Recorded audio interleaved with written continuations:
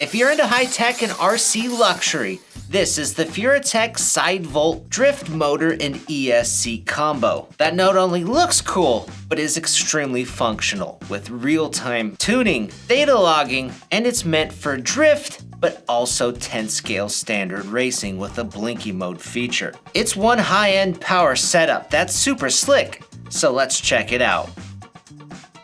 Now the ESC is actually called the Slidetech and the motor is called the Voltmaster, and together they're the SlideVolt. We actually have the Midnight Purple Edition color, but these systems are also available in Royal Purple and Crimson Gold. And if you buy the combo, you save $25 over buying the ESC and motor separately, and the pair weighs about 266 grams. Now for the ESC, it comes in a CNC aluminum case with purple and black anodizing, and it looks fantastic. It has 160 amps of current and a 2-cell LiPo limit. It'll also work down to a 6-turn modified motor, which is great for people who want to do some racing, like in a 2-wheel drive buggy or a touring car. And this has a blinky mode for those who want to do stock racing. Now there's no external fan, but it does have an aluminum oxide ceramic cooling system for heat dissipation, and on the bottom of the case is this open pocket. Interestingly enough, on the Furitek website they show this bottom layer in their photos, which may be a mount, or perhaps that was just an early release prototype case. Either way, our ESC does not have that lower base. Now on the front of this thing is our nice display screen. It's non-touch, but we do have a trackball here that you can push down as a button, and then the ball actually scrolls around, and it reminds me of one of those thumb trackpad mouses, and as it rolls, it gives you a little bit of textured feedback. Now on the side of the case, we have a replaceable receiver wire. There's also our sensor port. On the back are our 14 gauge wire soldered on, also with a big capacitor pack. And then on the other side, we have more ports for an optional external LCD screen that you can use to mount anywhere inside your car for more real-time data tracking or mirroring of the screen. And then there's some LED ports that can be used with a backfire LED, where the timing of the LED will be paired to the throttle inputs on the transmitter. We don't have the LCD or LED backfire lights. It sounds like those are coming down the pipe in the future. Now for the Voltmaster motor, this is a Drift Spec 10.5 turn motor, and it uses a 7075 T6 CNC aluminum cased housing that uses ventilation slots with an internal fan for increased airflow cooling. It also has bullets soldered onto the tabs for quick swaps on the motor, and then on the back you'll find dual sensor ports with little rubber flaps and a 60-degree max timing with it set at 30 degrees. So booting up,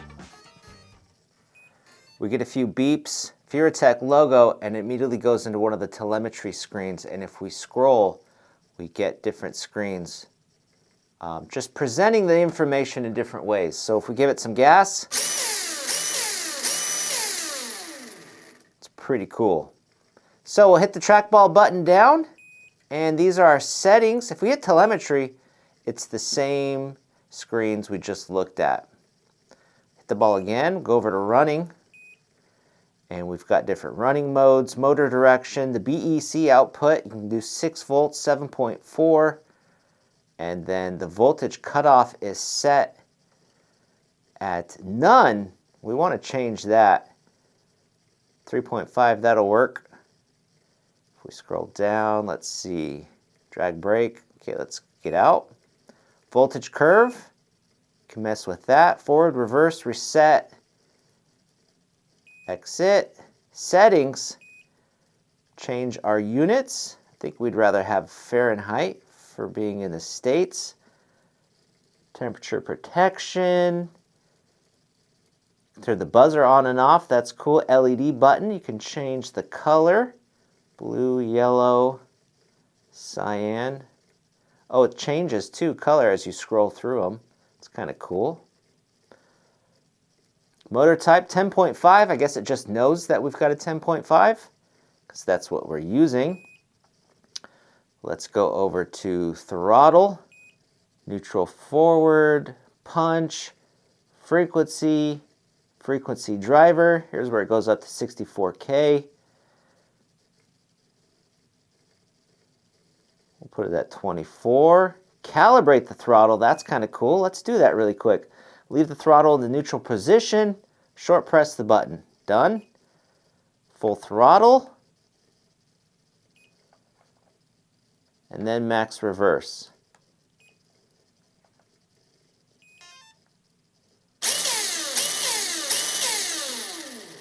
Awesome. Is there anything else in throttle? Let's get out of there. Battery. Let's see what we got. Battery voltage type. It's already set to LiPo. That's cool. Advanced.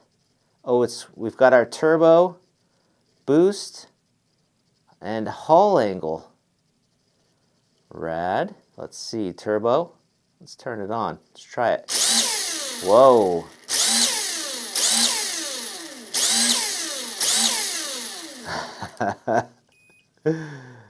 Got some power. Is there anything else in there? No, let's get out of here.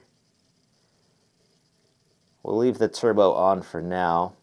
Drift mode, rev limit, limit RPM, backfire. This is probably for that optional backfire LED. This rev limit is pretty cool. We'll click this. You can have a rev limiter to simulate a real vehicle. So if we give it gas, it should cut out.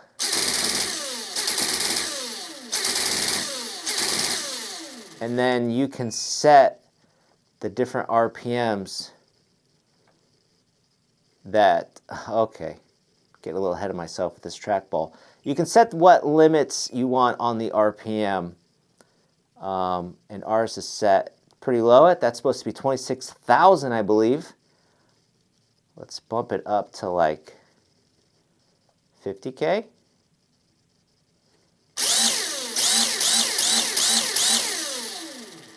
So that's the car cutting out. I'm keeping the trigger pulled the whole time.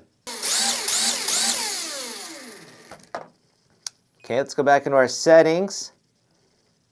I think I'm going to actually turn this off. Exit.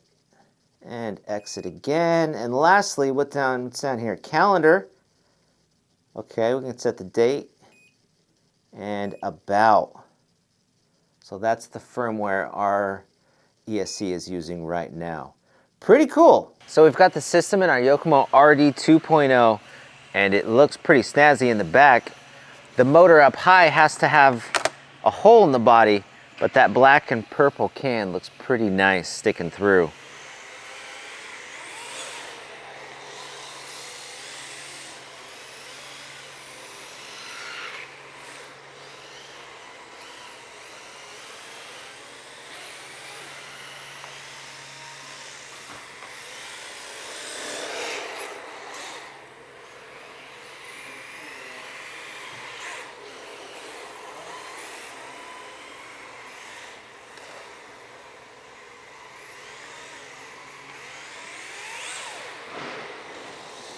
So now that we've been driving a while, we should have some data to check out. Let's see. So if we scroll to the side, go right, we get our temperatures. So our ESC temps, looks like they're in Celsius. So if we scroll up or down, we should scroll through the different temps, hopefully. Go down. Oh, shoot. Motor temperature. Okay. Looks like it started to go up a little bit. There's our battery voltage, which is kind of cool. And then our throttle, used 100% at the end there quite a bit. We drove for what, maybe 7 minutes? What's next? And that's it.